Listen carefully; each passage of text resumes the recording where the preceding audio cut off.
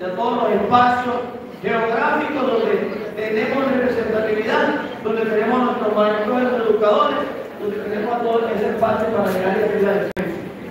Primera vez que el sindicato va a tener que llegar hasta allá, vamos a garantizar las condiciones que te dan la garantía de seguridad para poder ir de desplazamiento, nos vamos a tratar de llegar.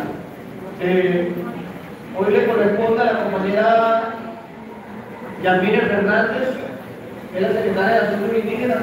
Es muy extraño que no haya llegado porque ella siempre está a tiempo. Voy a permitirme hacer una llamada a ver si qué sucedió, ¿verdad? Estamos siendo asesorados por unos abogados indígenas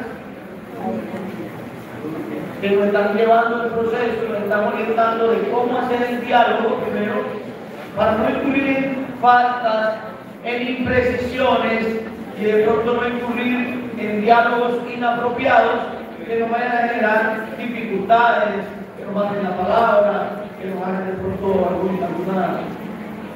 algún llamado a atención, ¿verdad? Por eso nos estamos trabajando de la mejor manera posible.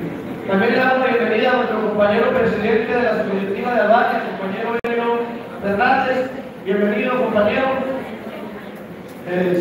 Si lo ve bien, le invitamos acá a la mesa principal, no hay silla, pero venga.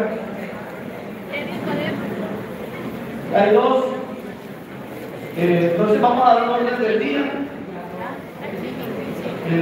Como primero, pues, agradecerle a Dios, una oración que nos recoja desde la metafísica y desde la espiritualidad, los sentires.